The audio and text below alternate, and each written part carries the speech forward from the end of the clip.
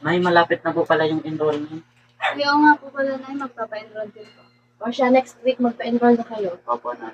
Ako po nag-graduate sa atin magkakapatid. Paano mo naman nasabi? Kaya ako yung graduating na. Oo nga pala. Ako nangiyaman. Paano ka nga yayaman? Conductor. Kasi akong pinakamatali sa Matalino mo na, anak ka pa rin. Bago ka magpayaman, Ay, huwag nyo asan na kapatid nyo. Nay, nandito na po pala ako. Dala ko na po yung mga pinamalengke kong O, pakulam nandiyan na yung natin. kapatid nyo. Salamat, anak. Alis muna kami na, asikusuin namin yung gawin. Sige na. Mark, paiwan ka muna saglit. sige po. Bakit na yan? Yung kanina pala na pinag-usapan nyo, yung mag-enroll ka sa ngayong pasukan, baka di ka muna makapag-enroll na. Nay naman. Alam mo naman na gusto ko mag-aaral. Nak, ang hirap ng buhay natin. Yung kuya mo, graduating yun. Siya naman ang pag-aralin ko. At saka yung kapatid mo. Yung kaming grade 7 yun.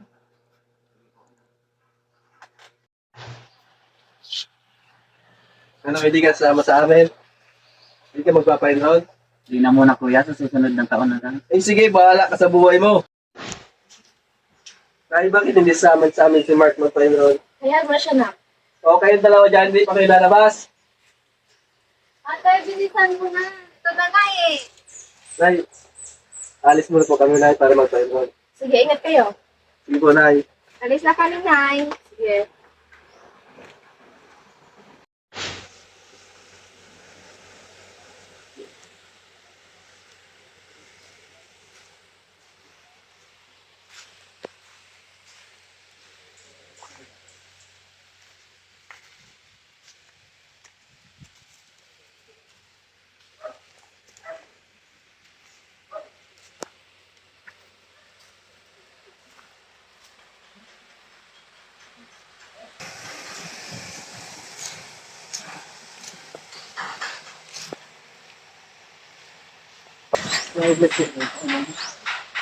Tulungan na kita na.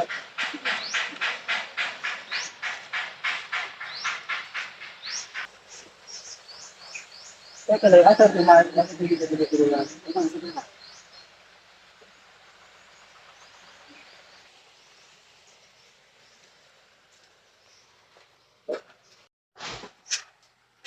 Ikaw, gumising nga dyan. Bakit hindi tinutulungan si Anong Inay? problema mo kuya? Bakit? Lalaban ka na sa akin? Hoy, tigilan nyo nga yan! Salamat Kasi ka dyan. matulog-tulog ng Inay. Hindi ka man tulungan. Ikaw kasi, kuya, palagi ka na lang ganyan eh. Palagi ka na lang kasi kuyang tulog.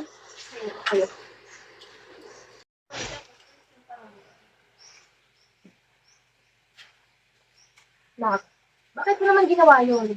Huwag mo nang patuloy yung kuya mo. Alam mo namang pagod yun. Pag yun, wala naman kasi akong ginagawa. Siya yung nauuna eh. Saan ka pupunta?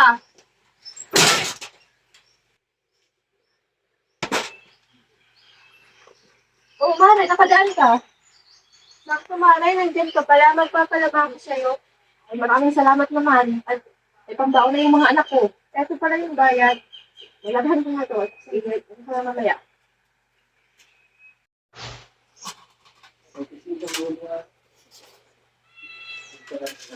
Mga anak, kakain na. Sige mo, Nay.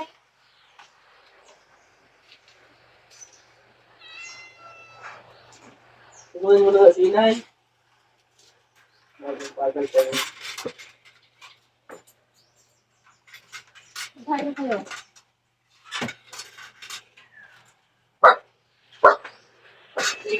Oh, Mark, sakto ang dating mo ha. Babalik lang pagkakain ha. Teka lang, anak. Tawagin ko muna yung kapatid mo. Sige po, Nay. Nak, kakain na. Mamaya na. Bilisan mo na. Sige po na.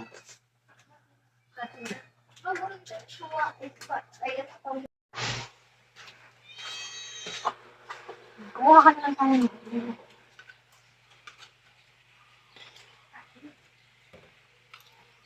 Ako na po dyan. Sige. Kakain mo rin yung aso puso. Opo na.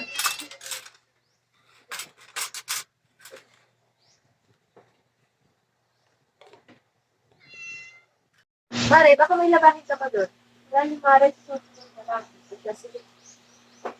Kuya, alis na tayo. Baka maiwan tayo ng jeep. Nay, alis na po kami. Teka lang, yung kapatid nyo. Isa tayo na. O, Joanna, tara na. Pupunta tayo sa istigan. Sige, ingat nyo. Alis na po kami, Nay.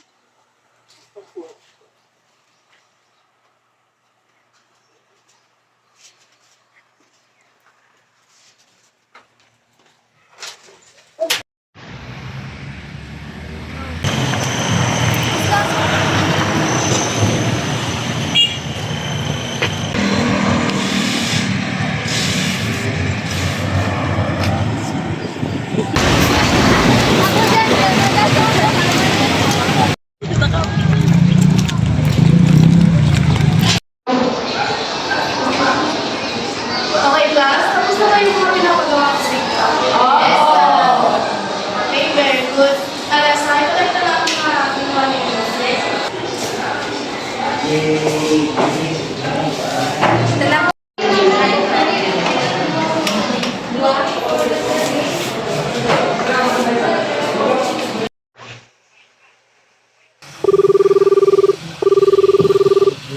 Hello, friend.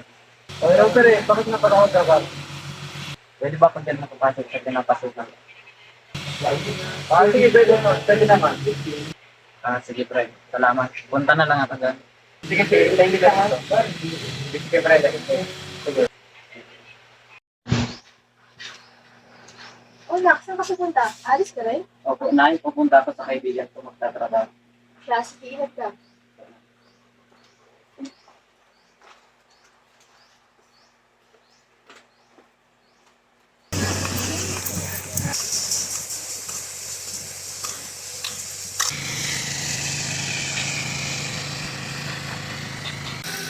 Pedro, dito!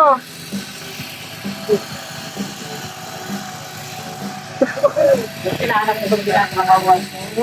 Ano ang kakilala kayo, bro? Tara. Bakit ito pala yung kaibigan ko na gusto mag-trabaho?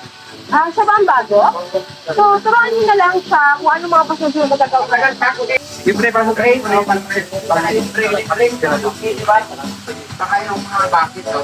Siyempre, bilang selebrasyon ay magluluto ako ng favorite kong carbonara na sure fit sa family ko. May secret ingredient to make it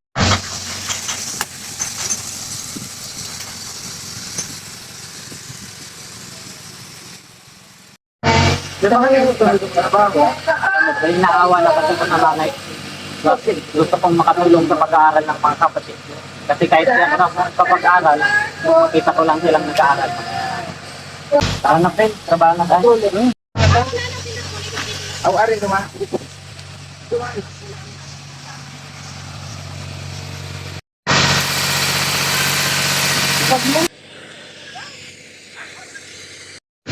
Oh, paano tayo alis ka? Opo, ma'am. Akala ko na ba? Hindi na po muna ako nag-control kasi yung mga kapatid ko tinutulungan ko na lang yung nanay ko para mapag-aaral. Sige. Gusto na pala ito. Opo, ma'am. Mga nay, sasawag na kayo.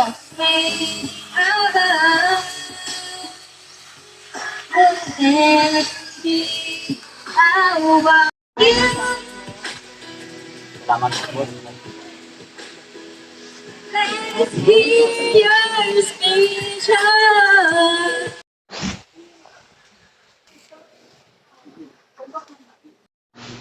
Oh, Nak, nandiyan ka na pala.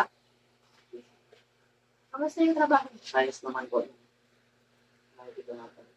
Para saan to? Para po sa pag-aaral ng mga kapatid ko at ng mga gastos ko.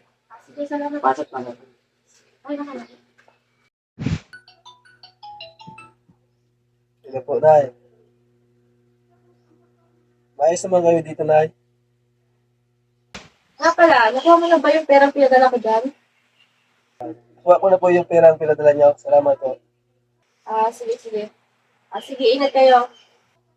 Ingat po kayo dyan, Nay. Sige, bye. Makalipas ang 4 na taon, ang anak ni Jessica na si Jared ay naging sundalo. Si Alessa naman ay naging guro at ang bunsong anak niya na si Joanna ay chef.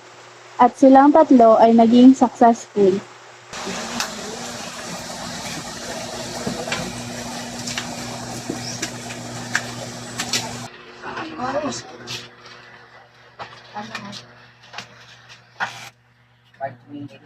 Ito na kayo. Anak, congrats sa inyo.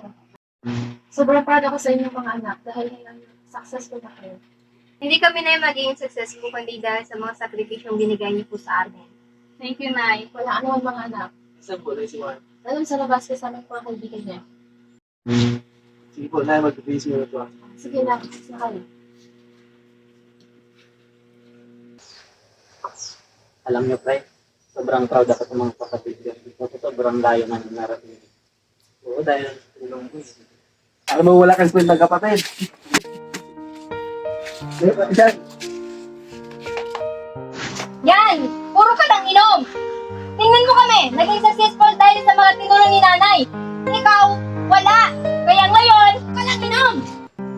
Alam nyo, sobrang laki ng sakripisyo ko sa pamilyang to para makapag-aral kayo at marating nyo kung nasan kayo ngayon. Tapos ngayon, sasabihan nyo kung walang kwenta at puro lang inom.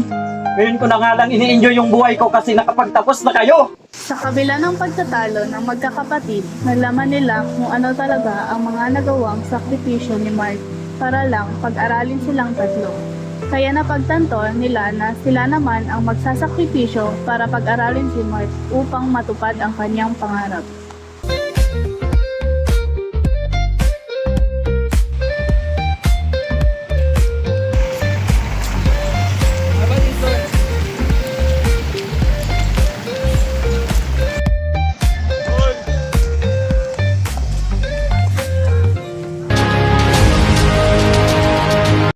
Base sa ating napanood, huwag tayong basta-bastang manghuhusga ng tao dahil di natin alam kung ano ang totoong kwento.